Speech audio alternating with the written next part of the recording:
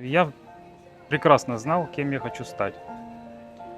Э, я даже не могу так вспомнить тот момент, когда я не знал, что я не хочу быть художником. Я начал рисовать с детства в книжках. Мне дали карандаш, мне попали в руки бумага, книги, все, что стены. То есть все, в принципе, как, наверное, у многих начиналось. Единственное, что, может быть, меня не ругали и не запрещали это делать. А на стенах это получается монументальная, да, роспись стен. В книжках это иллюстрации. Первый опыт был где-то там год и, ну, буквально там чуть больше года. Попал в руки карандаш Попробовали и себя пош... во всем, в Да, общем, с самого детства. началось, да, все с глазика, потом голова, и потом ноги росли из головы, ну, естественно, потом И добавились, все это на стене.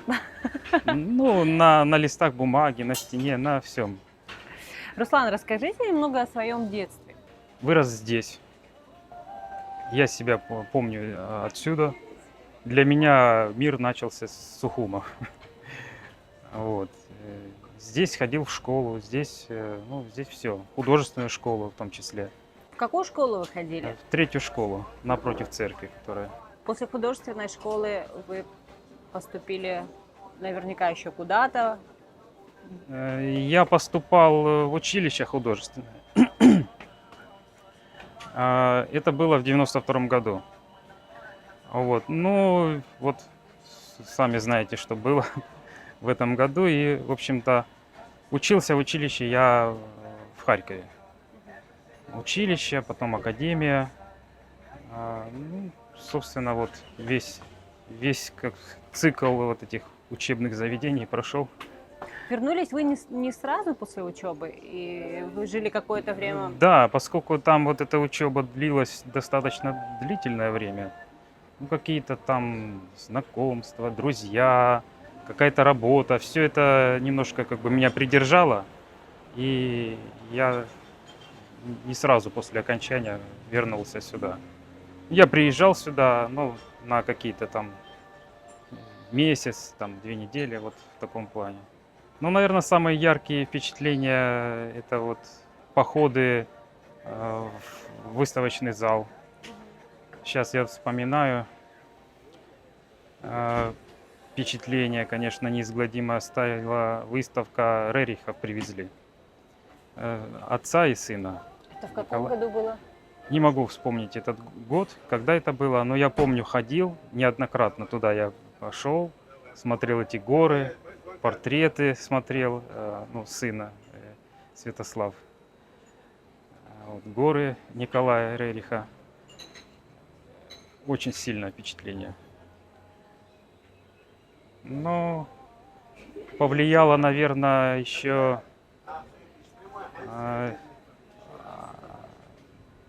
среда. Моя мама училась в училище в Сухумском нашем. И она преподавала и преподает до сих пор рисование, черчение. Ну, наверное, она как-то повлияла. Меня никто не заставлял, никто не принуждал. Просто я видел все, ну, какие-то, ну, какие были тогда иллюстрации из журналов, репродукции в огромном количестве. Пусть они там были не самого лучшего качества, там печатались, может быть, они в то время. Но, наверное, вот оно сыграло свою роль. Потом в художественной школе у нас была Мира Афанасьевна Кузнецова, рисование, живопись, ну, все, композицию преподавала. Лепку Геннадий Засимович Лакоба преподавал. И каждый человек вносил какую-то вот лепту вот в это, вот это, в это дело, вот в этот... Ваше становление как творческого Да, человека, да. как художника.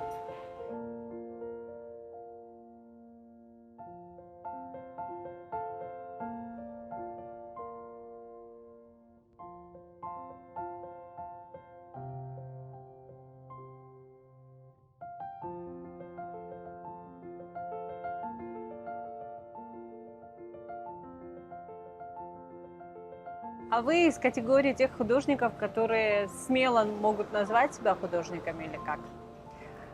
Часто не хватает людям не хватает какой-то уверенности в своих силах, в своем таланте, может быть, еще. Вы творческие люди, натуры очень тонкие, поэтому тут очень тяжело. Очень сложно. Вот я чем дольше живу, тем мне сложнее отвечать на вопросы однозначно. Чего недостаточно для того, чтобы смело себя назвать художником? Сейчас попробую сформулировать. Я не могу себя считать, ну, как бы, у меня нет права не называть себя художником. Конечно. Сомнения какие-то, ну, как бы, их нет, но они касаются каких-то, вот то, что называют муками творчества, какие-то, наверное, частности. Когда, может быть, слишком требователен к себе, может быть, без этого никак нельзя, без этой требовательности, скрупулезности. Но именно назвать художником себя я могу, наверное, потому что, а как еще? Ну, осмелиться сказать, что вы хороший художник? Ну, такие вещи не говорят. Об этом говорят работы. Да, наверное, да. Скажут, ну, пусть зритель сам расценивает, насколько они хороши.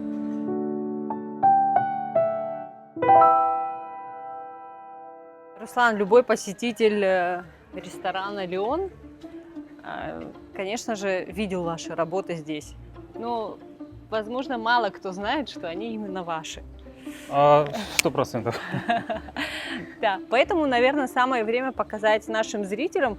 Скорее всего, многие из наших зрителей тоже не знают о том, что эти работы, которые красуются на стенах ресторана, причем абсолютно все работы принадлежат вам.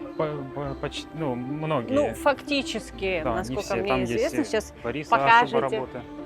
Покажете сейчас нам ваши.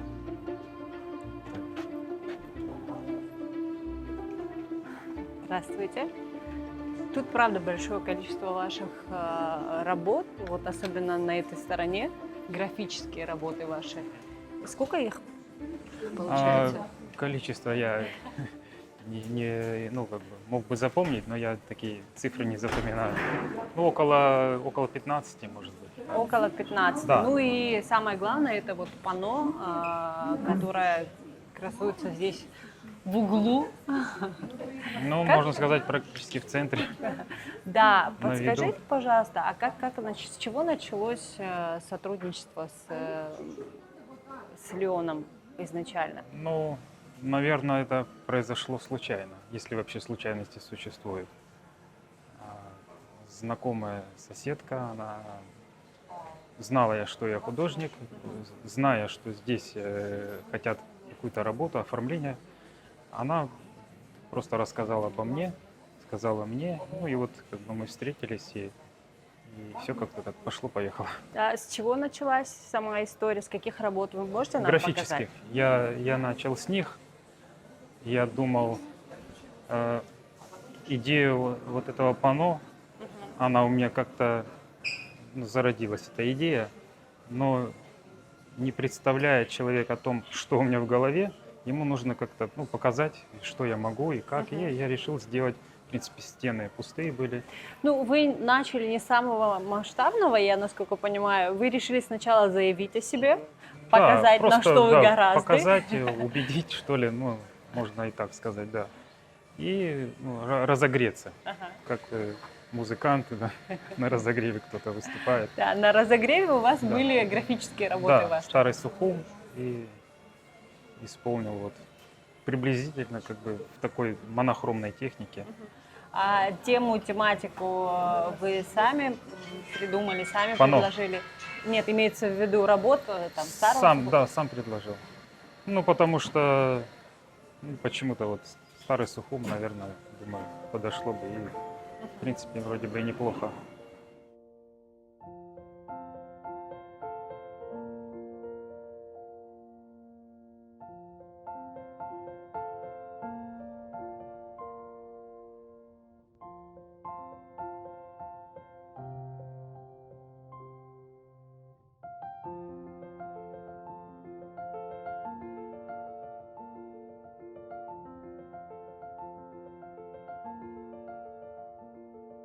Когда смотришь, это такая цельная композиция одна, получается, по сути. Но здесь очень много деталей, всяких разных. Да, кто-то может сказать, что там тут больше исторических фактов, кто-то увидит здесь фольклор, там еще кто-то какие-то определенные вещи. Наверняка проводилась большая исследовательская работа, прежде чем вот эту красоту навести. И это все подкреплено и историческими фактами, и какими-то, там, не знаю, данными музейными, энциклопедическими, я, ну, не знаю, много разного всего. Как эта исследовательская работа проводилась и что конкретно? Сейчас понятно, что мы не все будем прям детали озвучивать, но самые интересные, которые, с которыми связаны определенные интересные факты. Ну, в принципе, исследовательская работа, может быть, можно и так это, может это и громко звучит, может быть и нет, не знаю. Да, я обращался к каким-то источникам, какие-то книги смотрел, иллюстрации. 3 года было у меня. Я, я, в принципе, люблю все скрупулезно как-то подходить к решению задач. И проект очень интересный и ответственный. Я задался целью до мелочей каких-то там. Может быть, не все мелочи учтены там в такой, как сказать, точности исторической, но в плане художественного образа я старался, чтобы это больше соответствовало, как мне казалось. Вот. Ну, смотрел. Естественно, я искал позы, я не хотел откуда-то что-то брать. Я отталкивался только каким-то информацией какой-то по костюмам, позы. Многое здесь, как это сказать, как говорят, из головы. А для уточнения я ставил штатив и сам себе позировал на съемка, которая отсроченная. Вот. Брал в руки там лук, не лук, как бы имитировал вот эти все движения для достоверности. Специально учился играть, чтобы не ошибиться, правильно пальцы поставить на черпынь. Вот. Ну, животные, это, конечно, Виноград все, собирать пробовали? Виноград собирать я пробовал, да, и в детстве помогал, и сейчас собираю, но, может быть, не в такие корзины, но, в общем-то, вот эти все движения тоже я сам себе позировал. Вот такой маленький секрет. Какая была обратная связь? Вот, возможно, от тех же ученых, историков, художников, коллег ваших. Помните ли первую обратную связь? Потому что мне кажется, на мой субъективный взгляд, мы, абхазы особенно, относимся как-то ревностно ко всему, что связано с национальными там, элементами, может быть, историей. Там. Я предполагал этот момент, несмотря на то, что я здесь вырос, и как бы все было у меня на виду, я видел, как однажды мне сказали, что как ты мог такое сделать, такую тему, не будучи абхазцем. Ну, не знаю, надо ли принадлежать к этой нации, чтобы прочувствовать, понять. И я с детства много чего видел, слышал. Вот это оно как-то откладывалось, вот эти все ощущения, эмоции. Ну, я максимально постарался их сюда зафиксировать, изобразить. К историкам обращался, показывал, какие-то корректировки были. Я соглашался, принимал. Были, может, какие-то моменты, с которыми в чем я был уверен, я делал так, как считал нужным. В чем был не уверен или сомневался, я принимал вот эти поправки. Ну и получился вот такой результат, которым вы сейчас довольны, слава богу.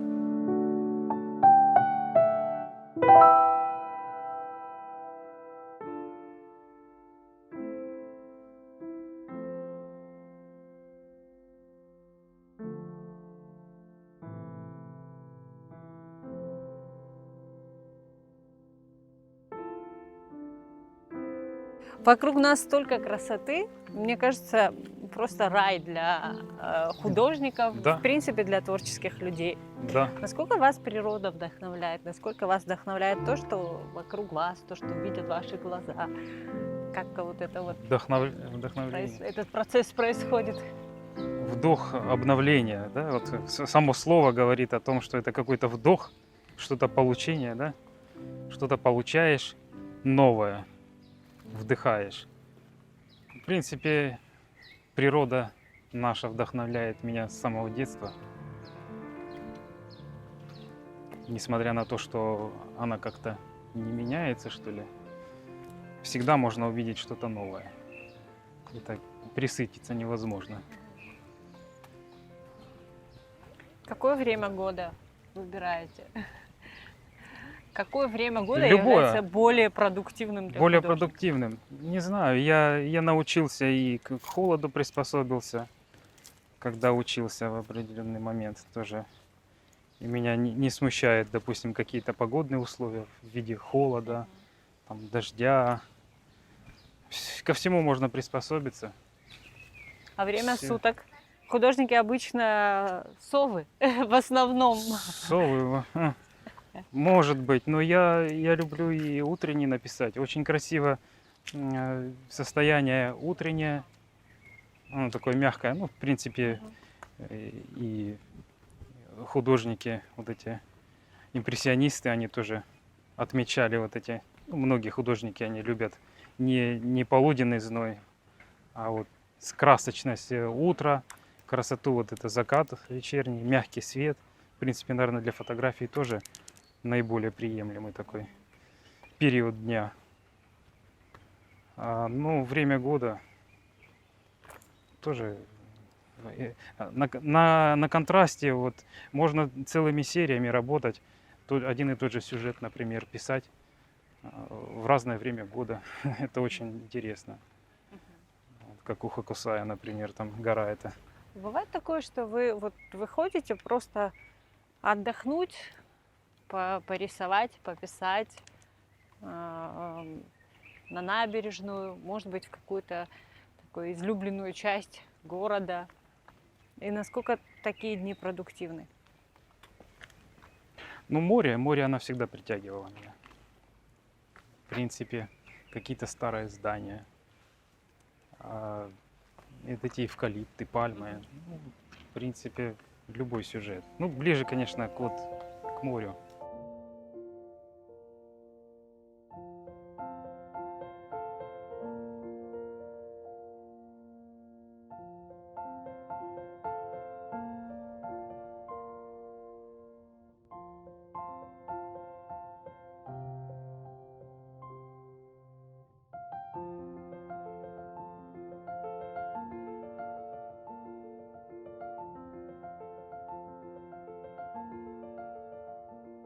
Я за временем никогда не следил. Чтобы ухватить момент, состояние, конечно, надо быстро схватить отношения основные, а уже детали потом. Картина — это уже язык другой, и уже язык изображения, а что-то дополнять можно, но обычно, не знаю, может, кому-то из художников и легко разговаривать о том, что он делает, но это какой-то такой процесс, который не требует, ну, что ли, какой-то... Какого-то объяснения? Да, объяснение, потому что тут происходит в другом формате, как вот либо его надо конвертировать в какой-то другой формат, уже быть вербальный, в слова, либо уже вот делать в этом самом, в JPEG. То есть смотрите и наслаждайтесь, грубо говоря. Можно и так, да, сказать.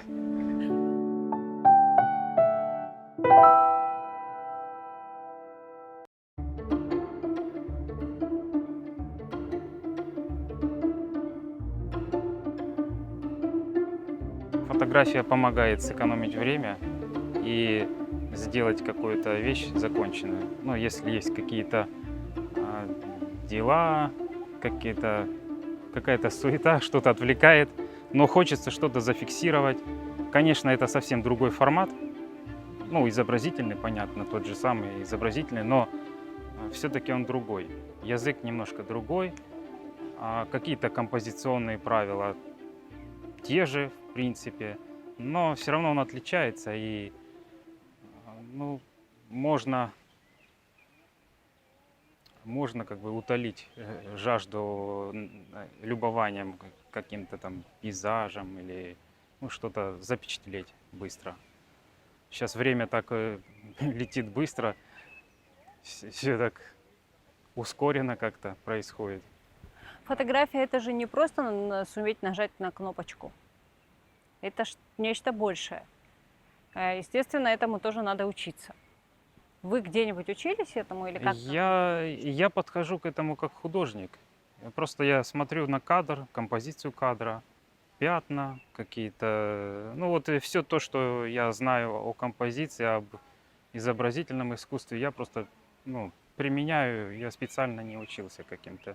Может, какую-то информацию я для себя смотрел там про выдержки, всякие вот эти, ну, как бы дела, да, диафрагму, глубина резкости, вот эти вещи, конечно, нужно знать, да, желательно для фотографа. Но я себя фотографом не считаю, я себя позиционирую все-таки как художник. Это просто мое хобби. А что вам дает это занятие? Может быть, я не знаю, вы ходите, фотографируете природу, вдохновляетесь, еще что-то. Вот какое-то такое внутреннее наполнение. Есть какая-то такая штука, которая к вам приходит вот во время фотографирования? Наверное, это еще один язык изобразительный. Вот, например, живопись, графика, к примеру, скульптура и фотография. Ну вот как-то так. Сразу на ум приходит фраза, которую часто говорят, если хочешь насмешить Бога, то расскажи о своих планах. Я стараюсь ничего не планировать конкретно, я стараюсь ну, принимать ситуацию как есть и просто делать все, что могу, насколько максимально хорошо, насколько у меня получается. И стараюсь еще больше даже. Чаще всего мы у художников спрашиваем про планы творческие, про выставки и прочее. Вот в этом контексте есть какие-либо идеи? Выставки я как-то получилось так, что не любитель участвовать в выставках, как-то особенно персональные делать, как-то это такая волокита, такой как бы ну, стресс определенный все-таки. Я думаю, что многие художники со мной согласятся, что это так. И я как-то пока не стремлюсь именно вот прям показывать. Я наблюдаю, делаю, а там будет видно. Ну а какие-то планы конкретные, может быть, конкретный какой-то проект, может быть, даже и не стоит говорить. Пусть когда он будет готов, тогда уже, чтобы не это самое, не сглазить.